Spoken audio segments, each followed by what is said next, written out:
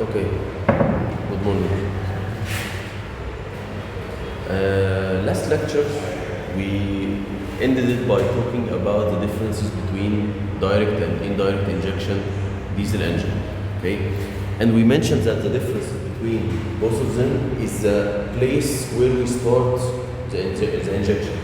With the direct injection, the injector injects the fuel directly inside the combustion chamber over the piston.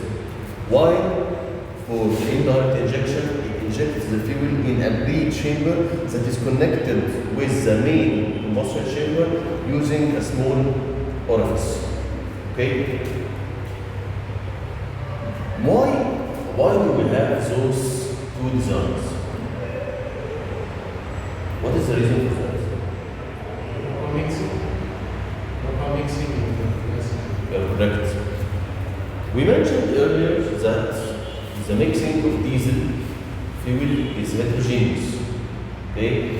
So, at the time, we also mentioned that the time allowed for mixing is very short because we inject the diesel fuel at the end of the compression stroke. Okay? So, very short time is available for combustion. Okay? To imagine this short time, let's assume that the engine is running at 3000 RPMs. Okay? So 3000 RPMs means that the engine is doing 50 revolutions per second. Okay? So the time of a single revolution is 1/50 is 20 milliseconds. And the stroke is half a revolution. So the length of one stroke is 10 milliseconds. Okay? And the injection starts at the end of the compression stroke. So the time available for mixing is maybe less than 3 or 4 milliseconds. Okay? If the engine is running faster than 3000 RPM, it will be less than 3 milliseconds. Okay? So we need to enhance the mixing at this very short time. How do we do that? We do it by two ways. We need the fuel. First of all, we know that the compression ratio of diesel engines are much higher than gasoline engine. Okay, so the air at the end of the compression stroke is denser in diesel engine than gasoline engine. Okay, when the air is dense and you need the fuel to penetrate it and mix well with it, okay, it's hard. So how do you penetrate this dense air? You must inject the fuel with very high injection pressure. Okay? So that the fuel can atomize and turn from liquid into very fine droplets. Okay? So the hot air, when it mixes with the hot air, it vaporizes and mixes with the air. Another thing is we need, along with the high injection pressure, we need to have very good swirl inside the combustion chamber. So swirl, it's eddies. So the eddies, very fast eddies and lots of eddies, will circulate the fuel droplets inside the combustion chamber and will ease the mixing between the air and fuel. Okay? So that's why we have those two designs. Okay, so what are the differences between those? In the direct injection, okay, I explained it last time, and the indirect injection, which one do you think has higher swirl?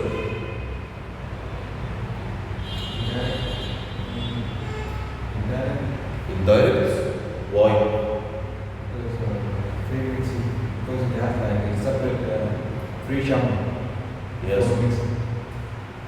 No, it's not the pre-mixer, it's the pre-chamber for the mixing. Let's revise. When the piston is going upward during the compression, what happens to the air inside it? It's compressed, and does it have to go somewhere? Yes, it has to go into the breech chamber. So it passes through the very fine and very small orifice. So what does the orifice do to it? Increases its speed. And when it goes inside the breech chamber, you see it's like a ball shape. Okay? So when it goes inside, it starts to perform swirl inside the breech chamber. Okay? So swirl is increased this way. And when the fuel is injected and combustion starts, what happens to the pressure and temperature inside the breech chamber? They increase very much. So where do they go? They go back inside the main combustion chamber through what? Through the small orifice, which increases the swirl again. Okay? So the indirect injection has very high levels of swirl. Is it comparable to this? The direct injection? No. So, first of all, the levels of swirl for the direct injection is lower than the indirect injection. Okay? So, let's keep that in mind and think the two things that I said that are good for mixing, which are the high swirl and the high injection pressure. Okay? So if one of those, if that indirect injection has a very high level of swirl, can I lower the injection pressure compared to the direct injection? Yes. We said that we can do good mixing with good swirl and high injection pressure. Okay? So if I have a very, very good swirl, so what can I do with the injection pressure? I can lower it a little bit. Okay? And if I have a bad swirl, then what should I do with the fuel? I must increase the injection pressure. So the injection pressure of the direct injection is much higher than the indirect injection. You know, can you assume what are the levels of fuel pressures in diesel engines generally? How many bars? 3,000 bars. 3,000 bars? Yes, that's actually correct for the upper limit of the injection pressure. You can reach 3,000 bars and maybe 3,500, okay, in direct injection. Okay? But for indirect injection, we can lower it down to maybe 900 bars, 1,000 bars, something like that.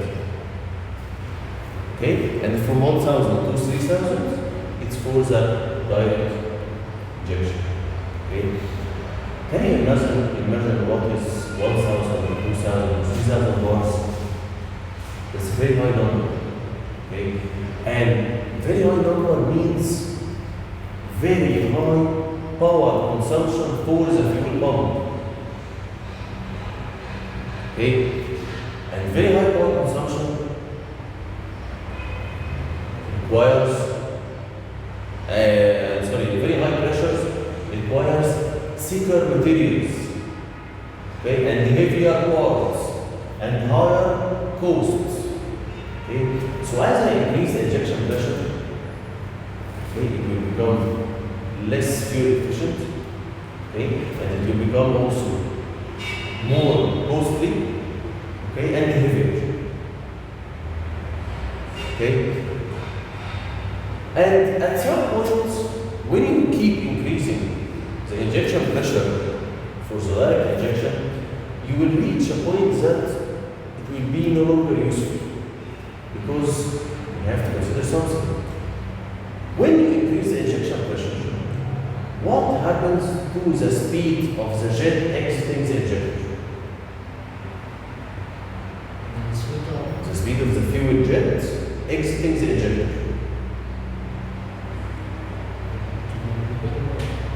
will be what?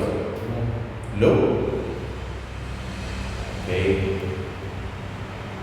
let's assume you're the toilet faucet. Okay? When you open it, and sometimes you have the water pump. Okay? If you open the faucet without turning on the water pump, and then you turn it on, what happens to the speed of the water jet coming out of the faucet? Increases. Because the opening is the same, but you increased the upstream pressure. Okay? So the same for fuel in the injector. The injector opening is the same, and you increase the injection pressure. So what happens to the fuel jet? Speed increases. Okay. When it increases, you see that the injection is at the dotted center. So the piston is very close to the injector. Okay? So if the injection pressure is increased very, very high, the fuel jet will be very fast, that it will penetrate the dense air and hit the piston. So what happens if the atomized fuel hits the piston? You start to condense again and accumulate into larger droplets on the piston surface. Okay? And if this happens, what will happen to the mixing? It will be very, very bad. Okay? So, increasing the pressure, the injection pressure, is useful. It will improve atomization and it will improve the mixing between the air and fuel. But we will reach a threshold that after that, it will start to hit the piston surface and will again accumulate on it into larger droplets that are harder to evaporate and harder to mix with the air. Okay? So, the direct injection has limitations. Okay? The swirl is low and the injection pressure, we keep increasing it until it becomes less efficient. Okay? So, we previously studied that there is a direct relation between the compression ratio and the efficiency. And also the obtained power from the engine. As the compression ratio increases, more power is obtained and higher efficiency is obtained. Okay? So we need to increase the compression ratio. Okay? So as we increase the compression ratio, what happens to the air density at the end of the compression stroke?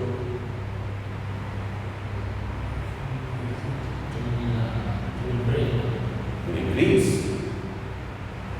Density rho equals P over R T. Okay? So if we increase the compression ratio, what happens to the pressure at the end of the compression stroke? It increases. So the density increases. So as we increase the compression ratio, the air becomes more dense.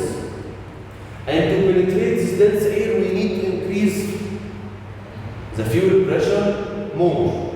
And as we said, increasing the fuel pressure up to 3,000 to 3,500 bars is expensive and less efficient and requires a very complicated and very heavy equipment. Okay? So what should we do? We should find a better or an easier way and a more efficient way to mix the air with the fuel. So if we want to further increase the compression ratio to obtain more power and higher efficiency, we will have to switch to the indirect injection. Because the indirect injection has very high levels of swirl, and with lower levels of fuel pressure, we can obtain very good mixing. Okay? So as a rule of thumb, the indirect injection, this engine has higher compression ratios than the direct, and has higher level of swirl and lower levels of fuel pressure. Okay? Okay. This is a good comparison between gasoline engine, the spark ignition engine, and the compression ignition engine. We almost covered all of this, and we mentioned that the spark ignition, the compression ratio is a maximum of 11. Okay? And gasoline and diesel starts from 14. Okay? Why? Do you remember why we mentioned in the previous subject that the maximum compression ratio for gasoline is 11? Do you remember?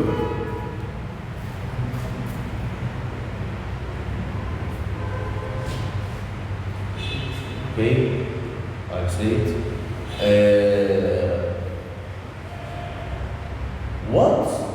What are the components of the pressure charge mixture of the gasoline engine? Pressure charge contains air and fuel. Okay? So the fuel is mixed well and exists during the intake stroke and during the compression stroke. Okay? So if I increase the compression ratio, what happens again to the pressure and temperature at the end of the compression stroke? The pressure and temperature increase. So if the pressure and temperature increase, they will reach the self-ignition temperature of the gasoline fuel. And does gasoline fuel or spark ignition engines are combusted by self-ignition or combusted by spark? They must be combusted by spark. So if self-ignition occurs in gasoline engine, is it good? No, it's bad and it reduces knock and it reduces the engine power. Okay? So we can't exceed 11 because of the fuel's octane number. But in diesel, we inject the fuel at the end of the compression stroke. And we want the temperature of the air inside the combustion chamber to be high to start the self-ignition. So the compression ratio for diesel must be higher. And as the compression ratio increases, it means that there are higher pressure and temperature inside the combustion chamber. So the piston and the walls, the cylinder wall, the cylinder head, they all must be made from thicker metal to withstand the higher pressure. So the weight of the engine increases and becomes heavier. Okay?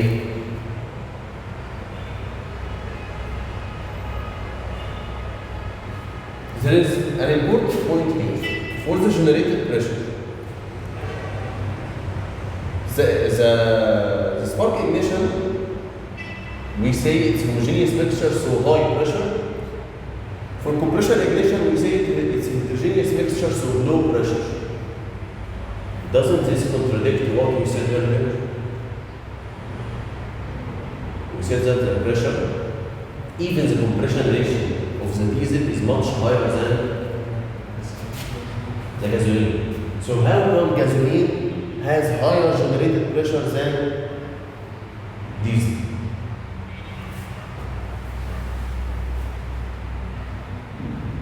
Can you explain it?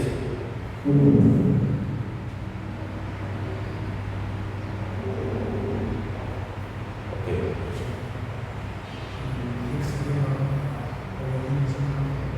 Hey?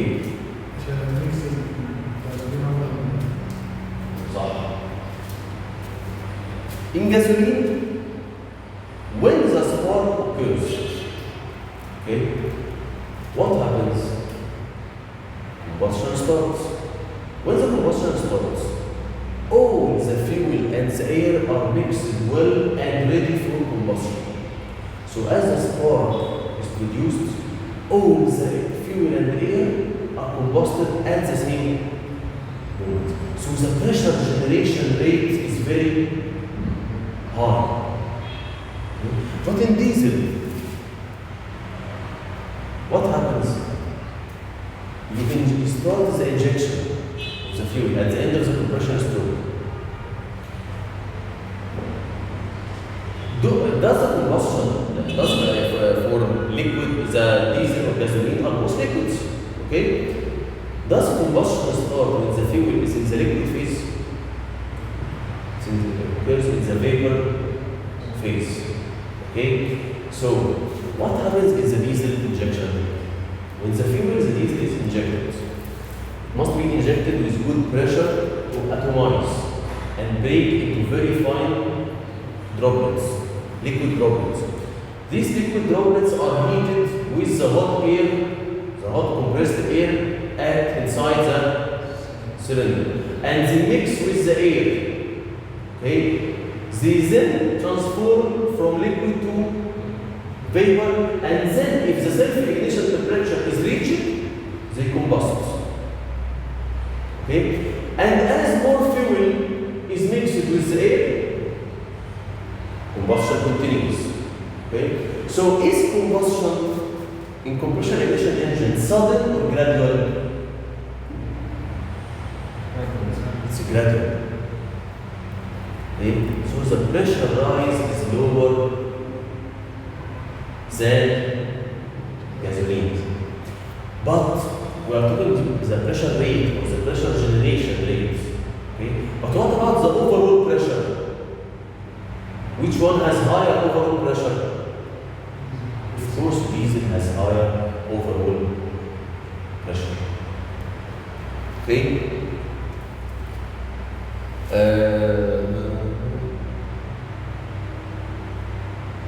You know, the engine weight is heavier in diesel, and this results in making the diesel engine slower. The maximum RPMs of diesel engine are lower than the maximum RPMs of gasoline engine because the piston and all the moving components in diesel engine are much heavier. Okay, so much heavier components have higher inertia, and higher inertia results in higher vibration levels and higher noise levels. So diesel engines are a little slower than spark ignition engines, and they have higher thermal efficiency due to their high compression ratio. They have higher loud level of noise and vibrations, compression ignition, and they are expensive because they are very much heavier than gasoline engines. Those curves are for the pressure and versus angle of both gasoline and spark ignition and compression ignition engines. The left one is for the spark and the right one is for the compression ignition. Okay? Let's check what we said previously about the pressures. Okay? What is the maximum pressure reached for both engines? 80 for diesel and approximately 25 for gasoline. So, which one has a higher pressure? Of course, diesel. But let's check. At point B, the 2 points that are circled here with red circle, those 2 points are the start of combustion in both engines. The start of combustion for gasoline, it started at approximately maybe 8 or 7 bars. After combustion, it reached 25 bars. Okay? So what happened to the pressure ratio during combustion? Increased. How much? Approximately 3.5 times from the initial pressure before combustion. Let's check it in diesel. The pressure through combustion is approximately 50 bars, and it reached 80. So only an increase of what? 4.5 maximum increase in pressure. Okay, so that's why we mentioned that the generated pressure rate in gasoline is much higher than diesel due to the good mixing between the air and fuel.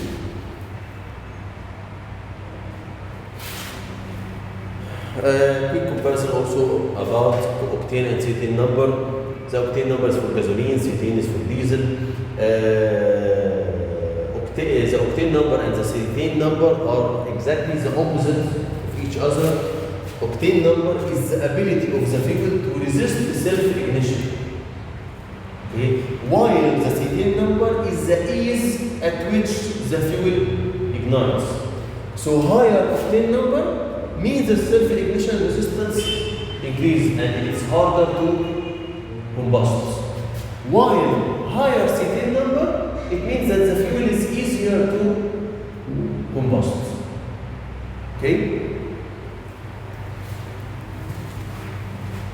So, from what we understood here, there is an important relation between each one and the compression ratio. As the compression ratio increases in gasoline, we have to increase the octane number because higher octane number means it's higher to self-combust, okay? And as we increase the compression ratio, we increase the pressure and temperature at the end of the compression stroke, okay? And we want the gasoline fuel to resist this high temperature. So we have to use higher octane number. While in diesel or in cetane number, if the compression ratio is higher, we can use lower cetane number fuel. Because lower cetane number means it's harder to combust. And if the compression ratio is very high, then the temperature and the pressure at the end of the compression stroke will be very high and they will be able to combust the low cetane number fuel. Okay?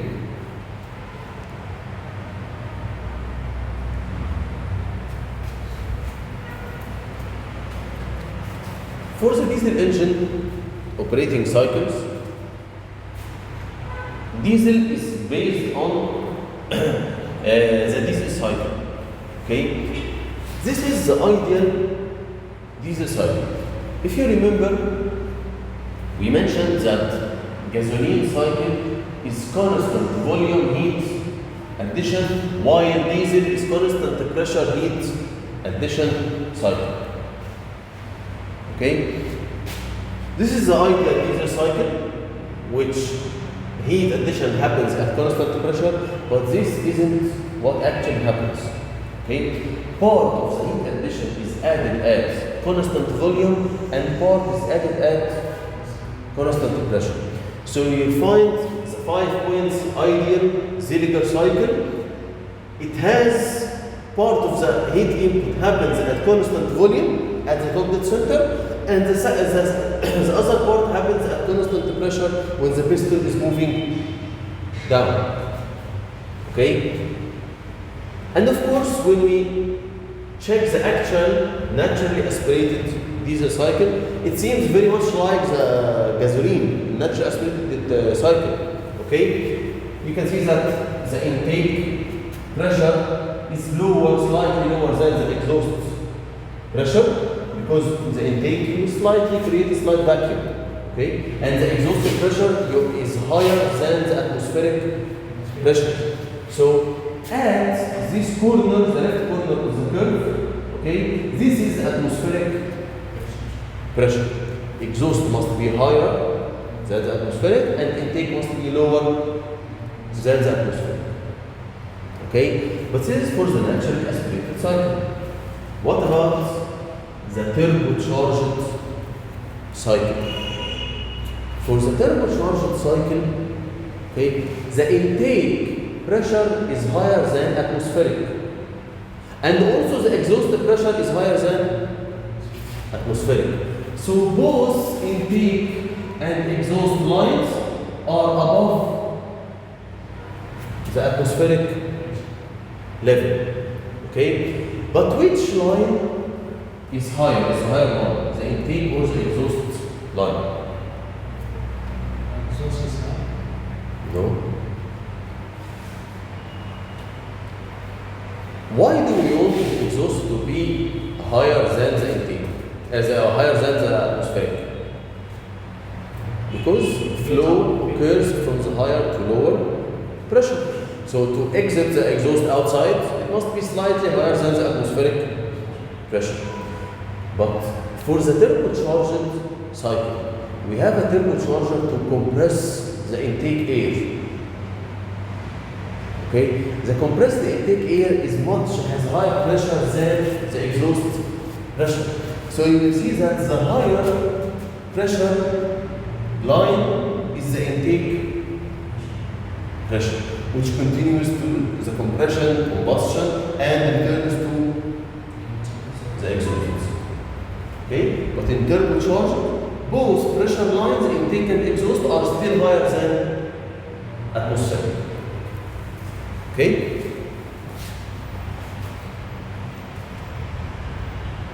And again, we know the four-stroke cycle.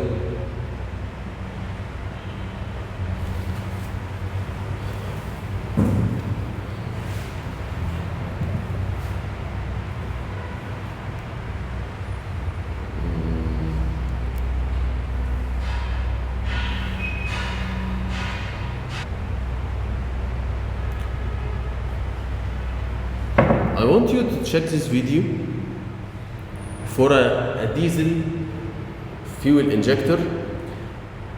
Diesel fuel, as we mentioned earlier, is very heavy. It's like oil.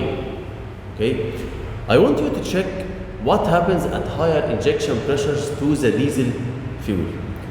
You can see that it exits from the injector. This is at slightly lower pressure. It seems atomized, but it has it's not very finely atomized. Let's check when we increase the injection pressure. You see the vapor. Through higher injection pressure, you transform the diesel fuel, which is like liquid into, which is like oil, into vapor. It is like mist. Okay?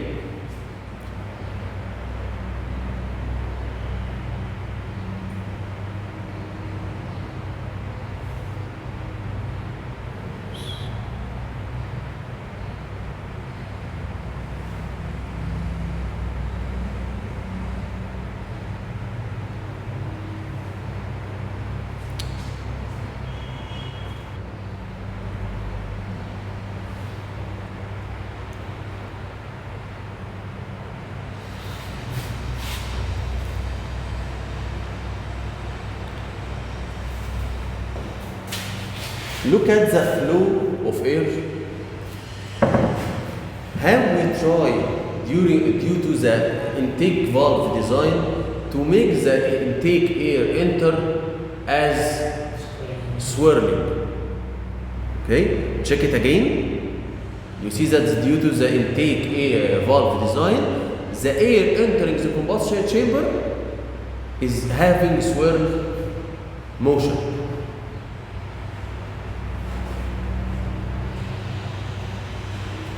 Okay, so as we mentioned that the air fuel mixing in diesel engines, we require a good air swirl and higher injection pressure to atomize the fuel and make it penetrate the dense air inside the combustion chamber.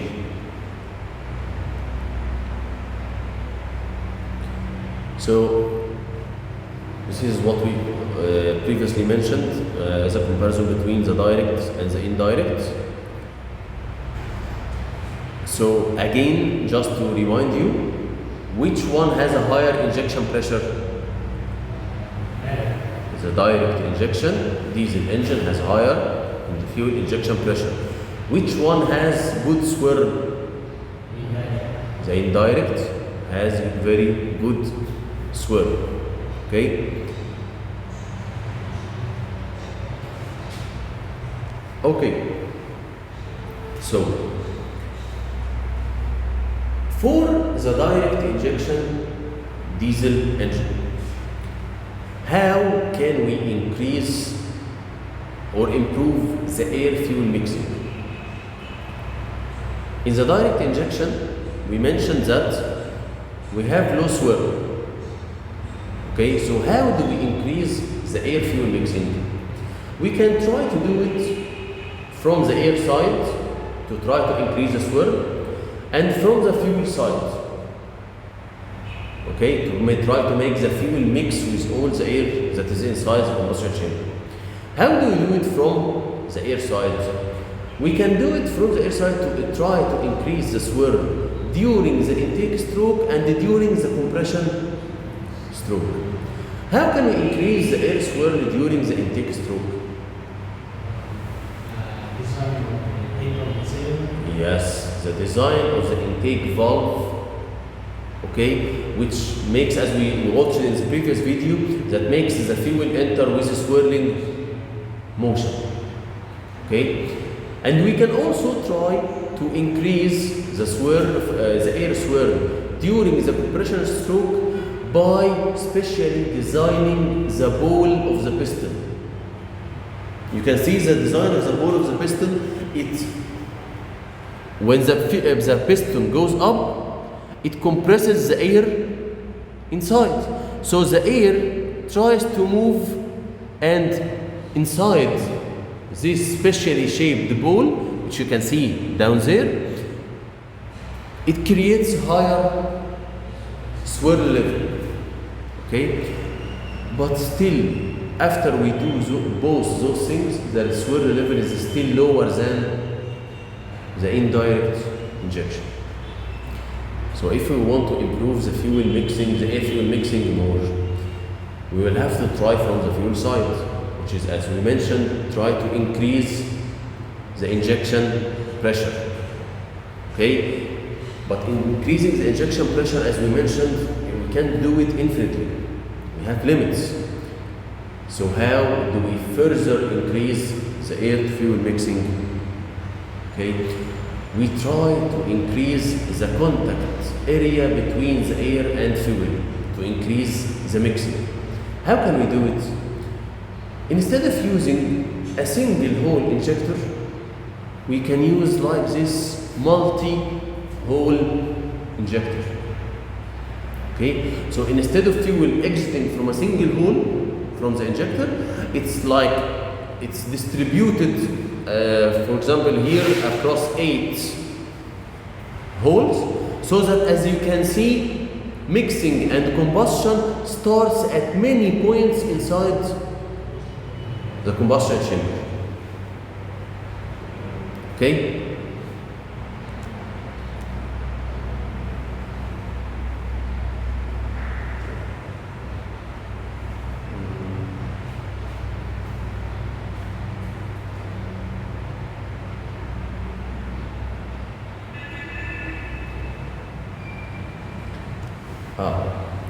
An important note, I told you earlier that when we calculated approximately at 3000 RPM, the time available for the mixing between air and fuel is very short. It's about 3 or 4 milliseconds. And as the speed increases, the RPM of the engine increases, this time gets much reduced. Okay? So this incurs limitations on the maximum allowable RPM limits of the diesel engines. Because if you increase the maximum speed, the maximum engine speed, okay, the mixing time will be much lower, and there will be no available time for mixing between air and fuel. Okay? So now, to sum it up, in direct injection, you have lower swirl levels, and you compensate it by increasing the injection pressure. Okay, and as we mentioned, you reach a level where using very high injection pressure is very expensive and very costly. Okay, and the pump becomes very complicated and becomes very heavy, and it increases the overall weight of the engine. Okay, so if we want to increase the compression ratio more, we will have to try to increase the mixing from the air side, which is increasing the air swirl. So we will have to go to the indirect injection diesel engine. Okay. This is the indirect injection. We explained what happens. Let's quickly compare between the advantages and disadvantages of direct and indirect diesel engines.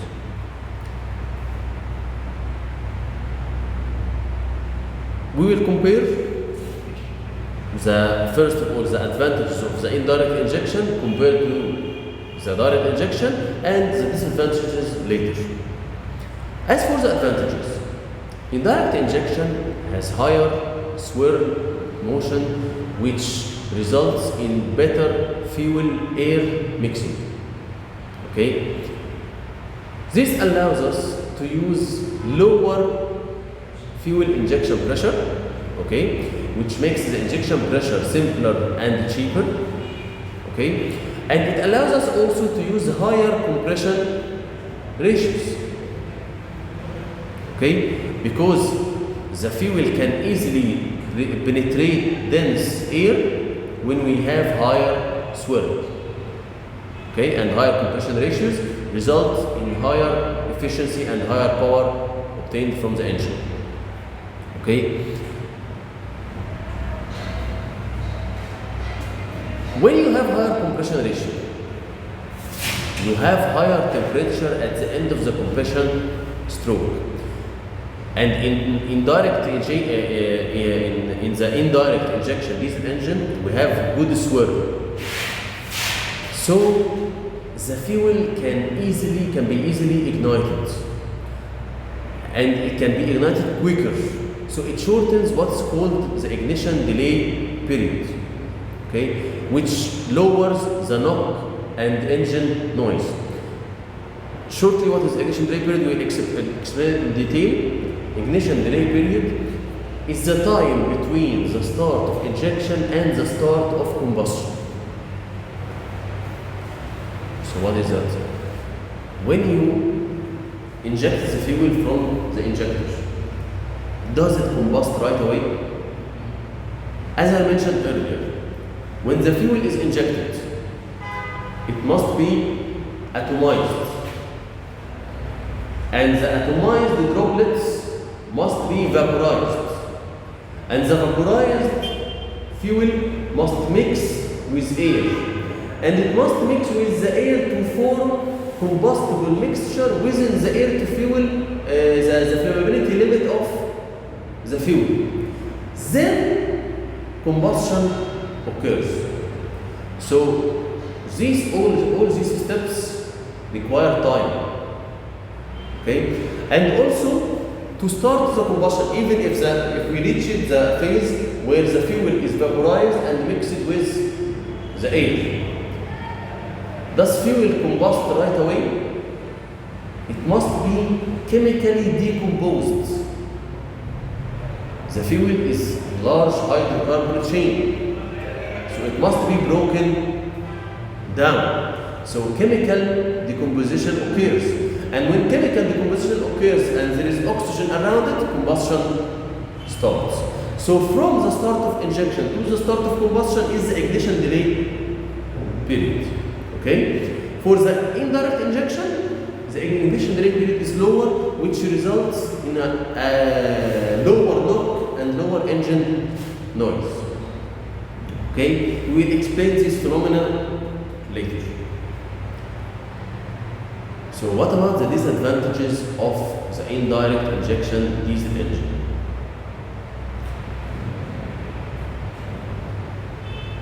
What is the construction difference between the direct and the indirect injection diesel engines?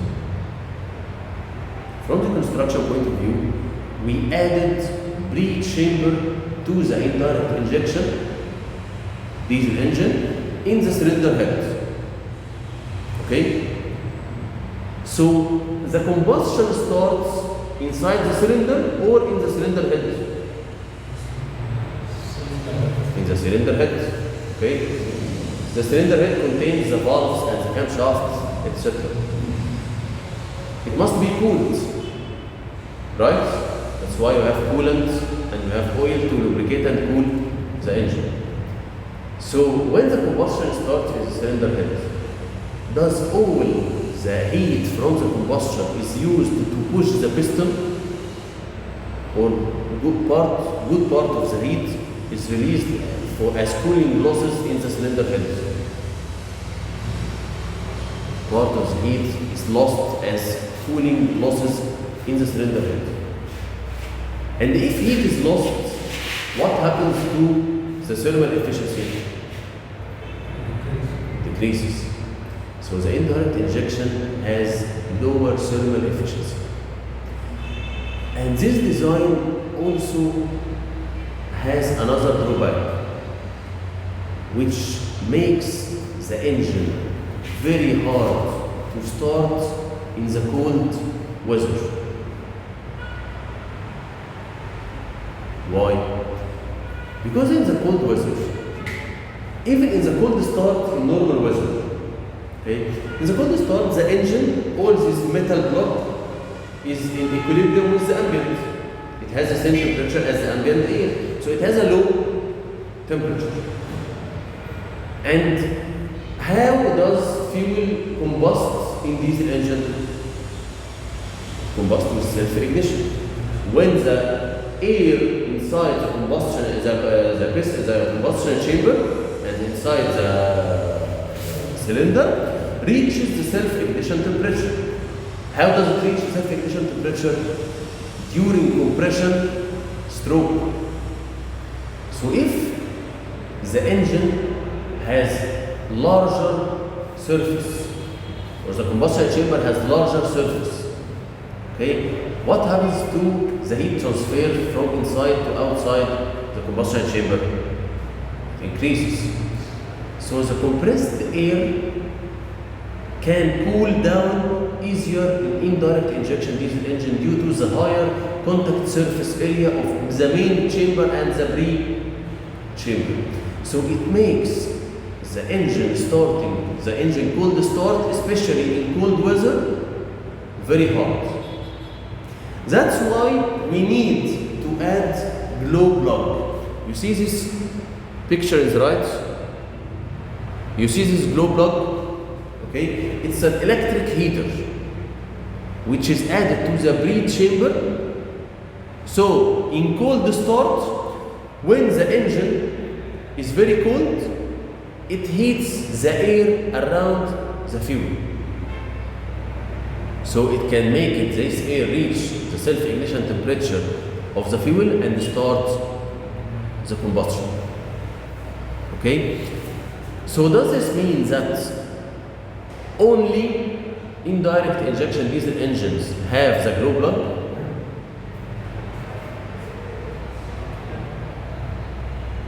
No. Even direct injection diesel engines have glow plugs. Maybe not a must, but they could have glow plugs in low temperature environment to ease the starting of the diesel engine. Okay? So the first disadvantage of the indirect injection diesel engine is the higher combustion surface area, which results in cooling losses and reduces the efficiency. Another disadvantage is the existence of the throttle or the orifice between the main chamber and the pre-chamber. Any flow through an orifice, it results in pressure drop, okay, which is called throttling losses or pressure losses. Okay, so this pressure losses reduces the efficiency more.